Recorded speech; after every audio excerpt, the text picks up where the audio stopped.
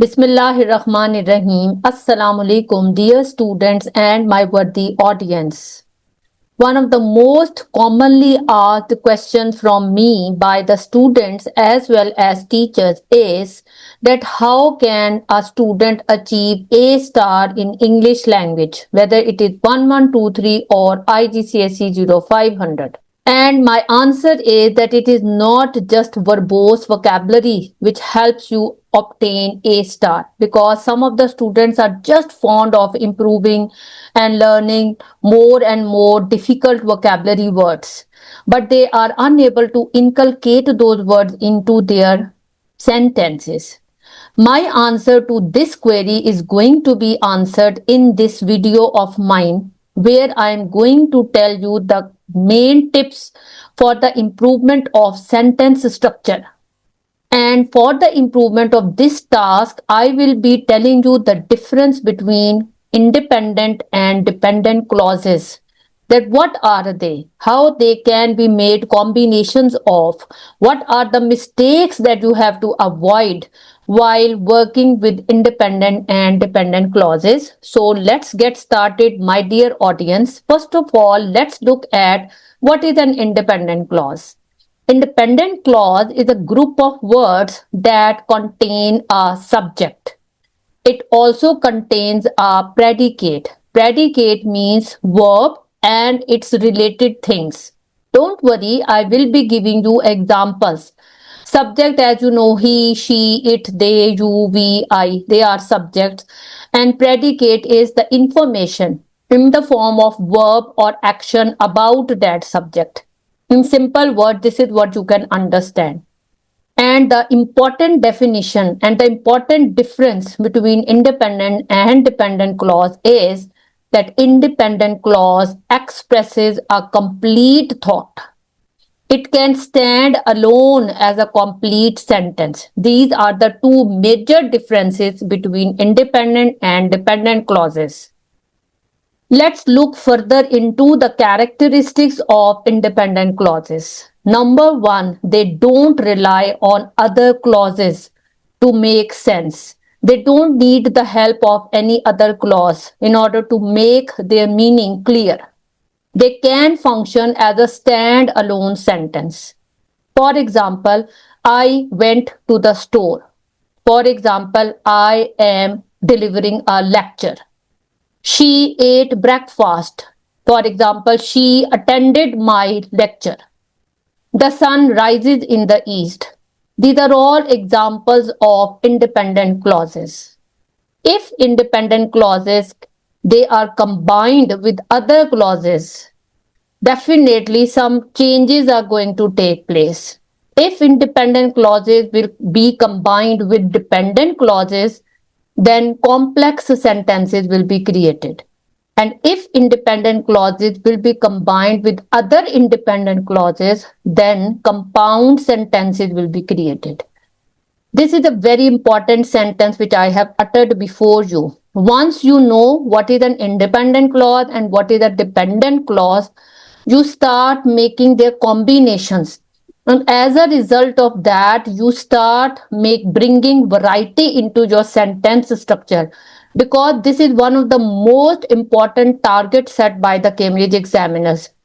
Even the checked papers of my students, which have been shown by the Cambridge examiners, honestly, those students have got A stars who wrote a variety of compound and complex sentences, and their vocabulary was well adjusted into the structure of the sentences. It was not giving odd or awkward impression.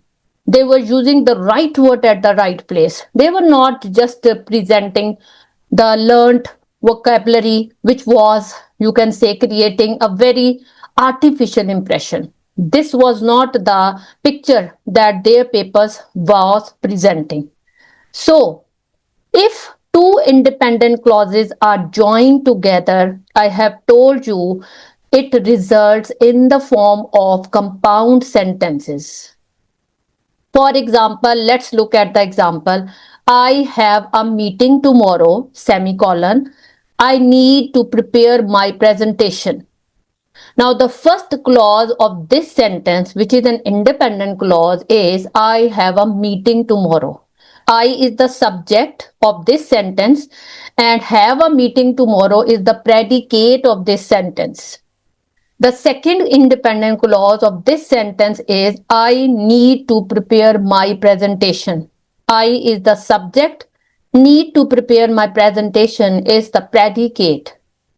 And when they are combined with the help of semicolon, as you can see the picture of this punctuation mark, it results in compound sentence. Instead of repeating and, but, so, also, boring connectors again and again, you can bring variety in your sentences by the usage of this unique punctuation mark, which is called semicolon, and it will create a wonderful impression, and you will be able to get rid of boring connectors at the same time. Now, my dear students, in the process of combining independent clauses, the mistake that my students sometimes do, and I always advise them to follow this tip which now I am going to share with you. And that tip is called the concept of comma splice. What is a comma splice and when does it take place? When two independent clauses are joined, not with the help of semicolon, but with the help of a comma, without a coordinating conjunction. What are coordinating conjunctions? Like, and, but, or so. So this will be a serious mistake, and this will be called comma splice. This is considered a grammatical error because a comma alone is not strong enough to join two complete sentences. Here you need semicolon. Let's look at this example of comma splice. I will also tell you how to correct it. For example, I went to the store. It's an independent clause. I bought some apples. It's another independent clause. The mistake in this sentence is this comma. As a result of which it has become comma splice. Because instead of comma, either I should place semicolon or I should place some coordinating conjunction like in addition, furthermore, and, but, so, or something like that. Then I would be able to fix this comma splice. And some other ways to fix this comma splice are in front of you before you in the form of this slide. I went to the store, full stop. I bought some apples. This is correct, but it is childish because two sentences you have started rather too quickly with the same pronoun. How can you change it into a mature sentence?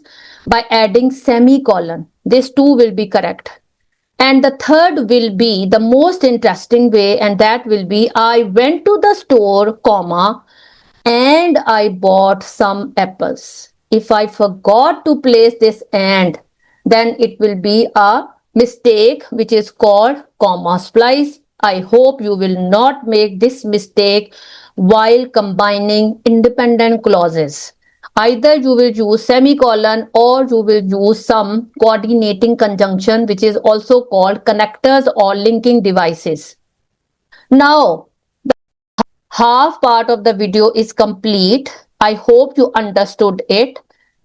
Now I'm going to tell you about dependent clause. These are two interrelated concepts, and it was rather foolish of me. It would have been rather unwise of me to make a separate video on these two topics. That's why I have made a comparatively lengthy video, but I hope this will be really beneficial for majority of the teachers as well as students. Now, a dependent clause is a group of words that contains a subject, the noun or pronoun, which also performs the action. It means that it does have a subject, it does have a verb as well. And this verb and its related information, as I have told you, is called a predicate. So it contains a predicate, it contains a subject, just like independent clauses. But the difference is that it does not express a complete thought. It cannot stand alone as a complete sentence. So majority of the things are the same between dependent and independent clauses. Both of them have subject, both of them have predicates. But the difference is that dependent clause cannot stand on its own because it does not convey a complete thought.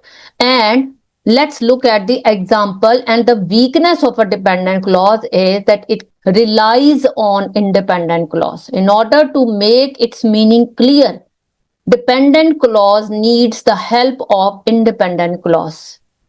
And why it does not make complete sense? Because it starts with subordinating conjunction. As the name itself tells you that subordinating conjunction is something which is junior, which is, you can say, dependent.